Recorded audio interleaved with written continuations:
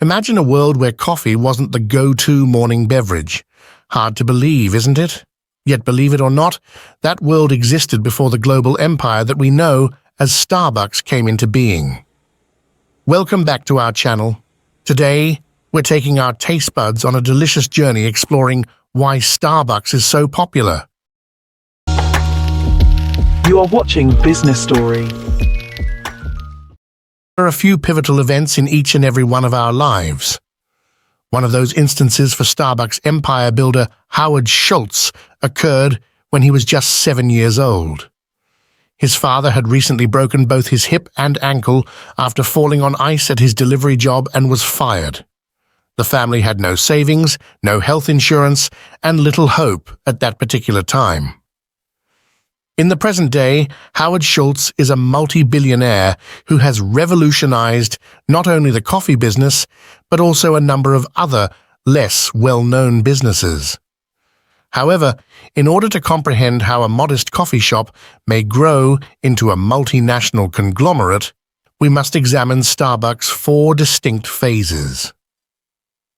Everything started back in the 1960s. It's Gordon Bowker here. He had a cappuccino in a little cafe in Rome while traveling through Europe, and it tasted different, superior, much improved. You know, the majority of Americans at the time only drank subpar coffee from diners or inexpensive instant coffee. Gordon informed 2 friends about his experience when he got back from his trip, and they made the decision to attempt to introduce better coffee to the American market. This is the original Starbucks, a small store with no big plans. But it wasn't what you were thinking. While they didn't brew or serve drinks in the initial Starbucks location, they did sell bags of premium coffee beans and the supplies needed to make coffee at home. Growth with this business approach was consistent, but gradual. They had 4 Seattle-based locations by 1981, and business was good for the coffee. Howard Schultz was drawn to them because they performed so well. Now, Howard had made a name for himself in the business world, in spite of his extremely low birth rate and the challenges he faced when his father lost his job due to hard labor. It wasn't a simple task. In order to pay for education, he had even had to sell his blood. However, in 1981, Howard held a vice president position at a business that coincidentally served as a supplier to Starbucks. Howard Schultz initially learned about Starbucks in this way. He visited one of their Seattle locations to see for himself, since he was fascinated by the volume of orders this small coffee shop was receiving. After trying their coffee, he was hooked. In fact, he was so convinced that he wanted to work for Starbucks that he contacted the 3 men who had started the firm to ask if they would recruit him. However, Howard was the only one who believed that joining Starbucks was a smart move. The 3 founders of Starbucks were more reluctant to let someone else join. Even Howard's own mom told him, "You're doing well. You have a future.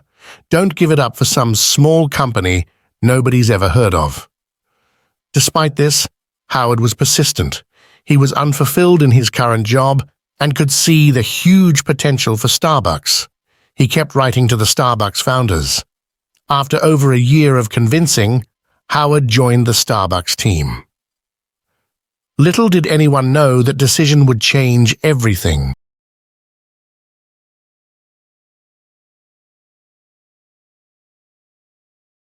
It all started in 1971, when 3 university friends named Jerry Baldwin, Gordon Bowker, and Zev Siegel launched a small coffee, tea, and spice shop near Seattle's Pike Place Market. The staff at Starbucks then wore plain brown grocery aprons, the same hue as the iconic siren logo of the shop, then, as now, a mermaid with 2 tails, although the original model featured bare breasts and a navel.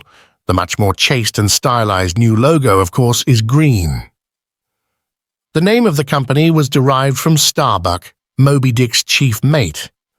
Not that the sailor had some association with coffee or tea, but because a friend of one of the founders felt that brand name beginning with SC was powerful, though the company's website now says that the name evoked the charm of the high seas and the seafaring heritage of early coffee traders. At first, Starbucks mainly sold high-quality coffee beans and equipment to fine restaurants and espresso bars. They had not brewed coffee for 14 years, just offering free samples to show off their wares. The brand's number of stores multiplied by 4 in 1982. William Stiles was a part-time clerk on the Starbucks Capitol Hill, Seattle location, arriving just a few months before Howard Schultz, the businessman who finally purchased the chain and changed its trajectory. A year back, Schultz flew to Italy, where he was fascinated by the success of espresso bars in Milan. Back in the US, he launched his own espresso chain, but in 1987, he purchased Starbucks from the original owners and rebranded it as a coffee house where people would meet and drink coffee beverages in a social environment, in addition to purchasing beans and coffee-making paraphernalia to take home. By 1989, Starbucks had 46 stores in the Pacific Northwest and Midwest, offering half a dozen crafted coffee and espresso beverages. The counter workers were given the sparkling new title, Barista, and the fresh green apron, the premiering of the revamped logo, with clean white shirts and black bows in the style of their Italian counterparts. Classical music and acoustic jazz were performed through the sound system, and not long after, Ray Charles and Ella Fitzgerald's vocals were added to the mix. In 1992, Starbucks went public. 2 years later, the brand purchased a smaller Boston-based rival called the Coffee Connection, thereby gaining the right to sell its iconic Frappuccino. Today, there are more than 7,000 Starbucks outlets in the US, and as of January of this year, there were 25,734 globally on 6 continents and in 74 countries and territories, serving a total of about 90 million customers per week. Starbucks has become one of the largest coffee chains in the world.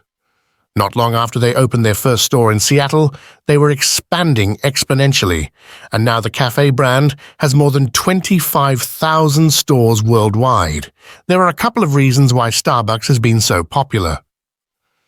Starbucks creates strategic alliances with its partners and employees.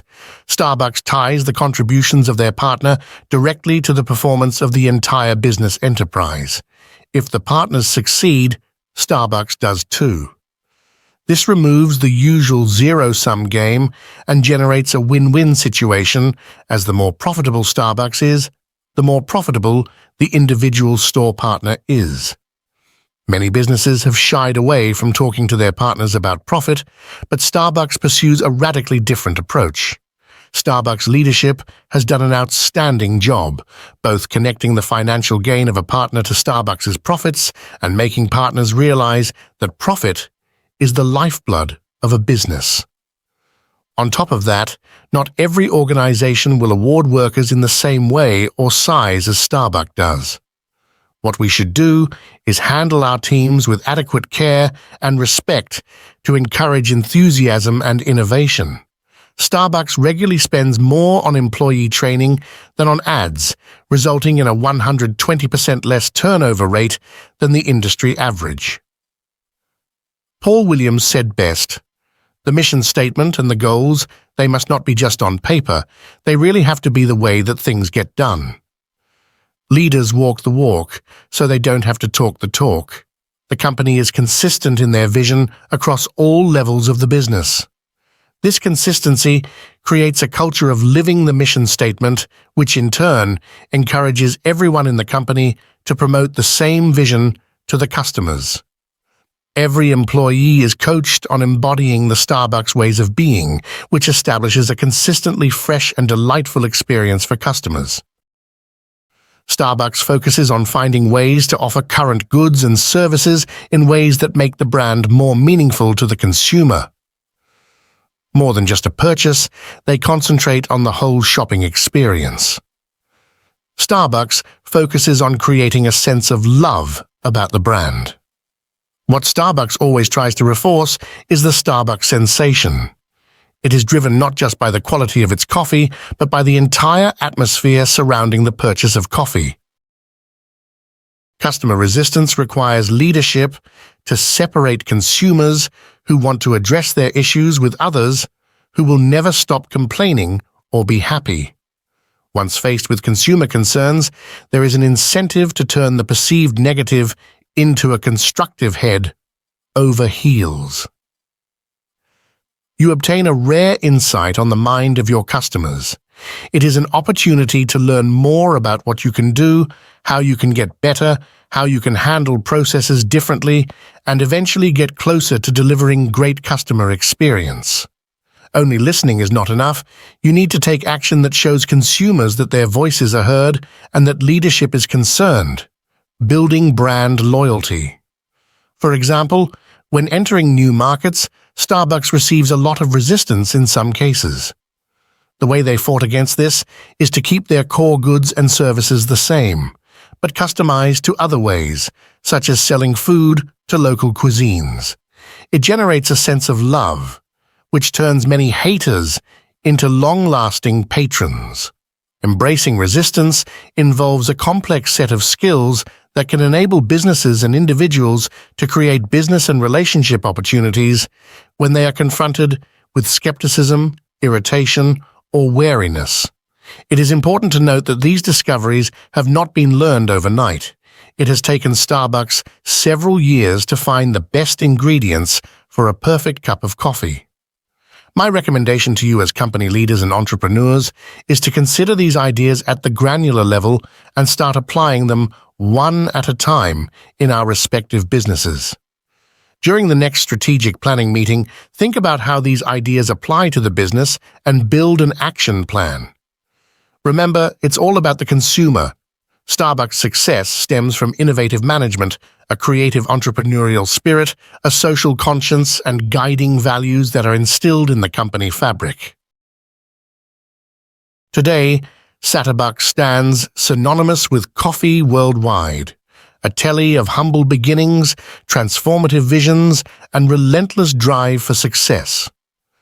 The Starbucks journey truly illustrates how the aroma of an idea mixed with the perfect blend of persistence can stir up popularity. So the next time you're sipping on your Starbucks, appreciating the familiar ambience, remember this tale of transformation from a humble coffee bean store to a globally recognized coffeehouse experience.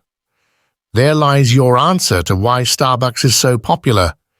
Did you enjoy this brewing journey of Starbucks?